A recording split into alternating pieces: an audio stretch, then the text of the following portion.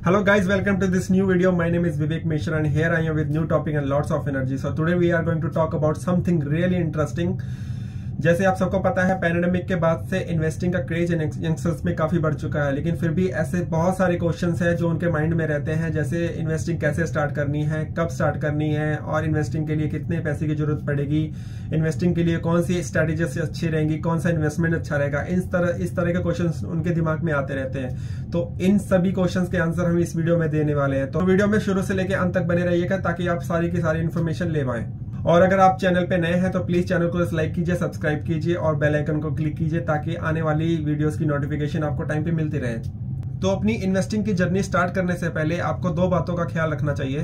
पहला, prepare your emergency fund. So what is emergency fund and how we can prepare it. Emergency fund आपके बुरे वक्त में, bad situations में काम आता है और इसको तैयार करने के लिए बहुत अच्छा तरीका है कि आप जितनी भी सैलरी कमा रहे हैं या जितना भी इनकम कमा रहे हैं उसको 6 से मल्टीप्लाई कीजिए। जितना भी अमाउंट बनता है उतना फंड आपके अकाउंट में हमेशा अवेलेबल रहना चाहिए, लिक्विडिटी में अवेलेबल रहना चाहिए, ताकि आप जब भी इसकी जरूरत पड़े आप तुरंत ऑन द स्पॉट उसको यूज कर सकें।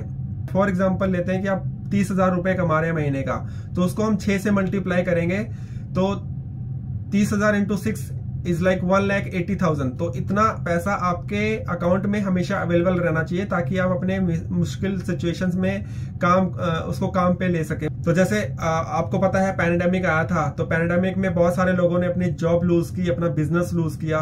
तो ऐसे सिचुएशंस को टैकल करने के लिए हमारे पास एक इमरजेंसी फंड हमेशा अवेलेबल रहना चाहिए ताकि हम अपने मुश्किल टाइम में उसको यूज कर पाए। और दूसरा पॉइंट आता है अपना गोल सेट करें।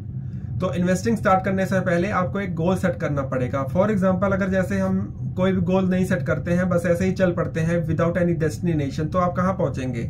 आप चलते ही जाएंगे लेकिन आपका डेस्टिनेशन आएगा ही नहीं, क्योंकि आपके पास कोई गोल ही नहीं है। तो इसलिए उसी तरह से इन्वेस्टिंग के लिए भी हमको एक गोल सेट करना पड़ता है कि हमको अपने रिटायरमेंट के लिए इन्वेस्टमेंट करना है, अपने किसी बहन की, भाई की शादी के लिए इन्वेस्टमेंट करना है, बच्चे के शादी के लिए इन्वेस्टमेंट करना है, या आपको फॉरेन ट्रिप पे जाना है। ऐसे बहुत सारे एग्जांपल्स हो सकते हैं। तो आपको अपना गोल डिसाइड करना पड़ेगा कि किस गोल के लिए आपको इन्वेस्टमेंट स्टार्ट करनी है। तो चलिए अभी हम इन्वेस्टमेंट के बारे में बात करते हैं। So guys, we will learn investing in 5 steps. So first step is make your decision how much to invest. तो आपको सबसे पहले डिसाइड करना पड़ेगा कि आपको इन्वेस्ट कितना करना है, और ये डिपेंड करता है आपकी फाइनेंशियल सिचुएशंस क्या है। तो आप जितना भी कमा रहे हैं, जितनी भी आपकी सैलरी है, जितनी भी इनकम है, सबसे पहले हमको डिसाइड करना है कि हमको इन्वेस्ट कितना करना है। और इन्वेस्ट करने से पहले हमको अपने घर के खर्चे निकाल के, अपने पर्सनल खर्चे निकाल के और इमरजेंसी फंड तैयार करना है। उसके बाद जो आपने सेविंग की है उस पैसे को इन्वेस्ट करना है। तो इन सब के लिए आपको फाइनेंशियली अवेयर रहना पड़ेगा अपने बारे में कि आप कितना कमा रहे हैं और कितना बचा रहे हैं और कितना आप इन्वेस्ट करना चाहते हैं, और आपके फाइनेंशियल गोल क्या है, आपकी फाइनेंशियल इन्वेस्टमेंट गोल्स क्या है, कि आप जो भी इन्वेस्टमेंट करने जा रहे हैं आप कितने टाइम के लिए इन्वेस्टेड रहना चाहते हैं, और आपको इन्वेस्टमेंट वैल्यू जो मिलेगी आपको वो आपको कितने टाइम में चाहिए। ये सारे डिसीजन आपको खुद लेने पड़ेंगे। वैसे गाइस, इन्वेस्टिंग का थंब रूल तो ये कहता है कि आपको अपनी सैलरी का, आपको अपनी इनकम का 20 से 30% इन्वेस्ट करना चाहिए। अब ये जरूरी नहीं है कि आपको इन्वेस्टमेंट बड़ी अमाउंट से ही करना है, छोटी अमाउंट से भी इन्वेस्टमेंट स्टार्ट कर सकते हैं। मेन इंपॉर्टेंट बात है कि आपको इन्वेस्टिंग करना है। तो गाइस, इन्वेस्टिंग का सेकंड स्टेज आता है ओपन योर इन्वेस्टमेंट अकाउंट। तो जैसे आप सब्जी लेने जाते हैं, कपड़े लेने जाते हैं, कोई भी सामान लेने जाते हैं, तो उसका एक स्पेसिफिक शॉप होती है, शोरूम होता है, एक जगह होती है जहाँ पे वो चीजें अवेलेबल होती है। उसी तरह से आप जब इन्वेस्टमेंट करने जाते हैं तो उसके लिए एक स्पेसिफिक प्लेटफॉर्म्स होते हैं जहाँ पे आप इन्वेस्टमेंट कर सकते हैं। तो वहां पे आपको एक अकाउंट ओपन करना पड़ता है। फॉर एग्जाम्पल जैसे आप स्टॉक मार्केट में इन्वेस्टमेंट करना चाहते हैं तो उसके लिए आपको एक डीमेट अकाउंट ओपन करना पड़ता है। फॉर एग्जांपल जैसे आप बैंक्स में जाके अपना अकाउंट्स ओपन करते हैं, वही सारा प्रोसीजर, वही सारे केवाईसी आपको डीमेट अकाउंट ओपन करने के लिए करने पड़ते हैं। तो डीमेट अकाउंट ओपन करने के लिए हमारे पास बहुत सारे प्लेटफॉर्म्स हैं, लेकिन जो मैं पर्सनली यूज करता हूं दैट इज अपस्टॉक और जीरोधा। वहां पे जाके आप इजीली अपना बहुत ही आसान तरीके से अपना डीमेट अकाउंट ओपन कर सकते हैं और वहां पे जितनी भी कंपनीज लिस्टेड है उनके बारे में सीख सकते हैं, जान सकते हैं। तो अगर आप डीमेट अकाउंट ओपन करने में इंटरेस्टेड है तो मैं उसका लिंक अपने डिस्क्रिप्शन में दे दूंगा, आप वहां से उस लिंक का यूज करके अपस्टॉक या जीरोधा किसी में भी अपना अकाउंट ओपन कर सकते हैं। और आने वाली वीडियोस में ये भी कवर करने वाला हूँ कि डीमैट अकाउंट कैसे ओपन करते हैं। दोस्तों थर्ड स्टेप आता है पिकअप योर इन्वेस्टमेंट स्ट्रेटेजी। ये आपके गोल पे डिपेंड करता है, आपके इन्वेस्टमेंट गोल पे डिपेंड करता है कि आपको जो पैसा इन्वेस्ट करना है वो आपको कितनी देर में चाहिए, 20 साल में चाहिए, 10 साल में चाहिए। तो ये आपको डिसाइड करना पड़ेगा अपना इन्वेस्टमेंट गोल। फॉर एग्जाम्पल जैसे अगर आपका इन्वेस्टमेंट गोल 20 साल का है तो आप अपनी सैलरी का, अपनी इनकम का 80% पैसा स्टॉक मार्केट में इन्वेस्ट कर सकते हैं। बिकॉज अगर आप स्टॉक मार्केट में लॉन्ग टर्म के लिए इन्वेस्टेड रहते हैं तो यहाँ पे आपको मल्टी बैगर रिटर्न्स मिलते हैं और रिस्क भी बहुत कम हो जाता है। बिकॉज आपको पता है स्टॉक मार्केट अप डाउन करता है, लेकिन अगर आप लॉन्ग टर्म के लिए इन्वेस्टेड रहते हैं तो वो लॉन्ग टर्म में बहुत अच्छा रिटर्न्स देते हैं। लेकिन स्टॉक मार्केट में एक अच्छा स्टॉक पिकअप करना बहुत ही कॉम्प्लिकेटेड होता है। तो मैं सजेस्ट करूंगा कि आप अपनी इन्वेस्टमेंट की स्टार्ट करने के लिए स्पेशली फॉर बिगिनर्स सबसे अच्छे फंड्स होते हैं इंडेक्स फंड और म्यूचुअल फंड्स। जैसे मैं पिछली वीडियो में भी इसके बारे में कवर कर चुका हूं कि इंडेक्स फंड क्या होते हैं। इंडेक्स फंड में 40 से 50 हाई परफॉर्मेंस कंपनीज होती हैं जो आपके इन्वेस्टमेंट को मल्टीप्लाई करने में हेल्प करती हैं। और शॉर्ट टर्म इन्वेस्टमेंट जहां आपको 5 साल में पैसा चाहिए, 3 साल में पैसा चाहिए, तो वहां पे आप शॉर्ट टर्म इन्वेस्टमेंट प्लान्स ले सकते हैं। फॉर एग्जांपल जैसे आप आरडी करा सकते हैं, एफडी करा सकते हैं। इन प्लान्स में आपका रिस्क भी कम रहता है और रिटर्न्स भी कम रहते हैं। तो चलिए दोस्तों नेक्स्ट स्टेप की बात करते हैं, नो योर इन्वेस्टमेंट। तो अभी आपने डिसाइड कर लिया कि आपको कितना पैसा इन्वेस्ट करना है और आपने कौन सी स्ट्रेटेजी में इन्वेस्ट करना है। तो अभी बारी आती है जिस स्ट्रेटेजी में आप इन्वेस्ट करने जा रहे हैं उसके बारे में समझना।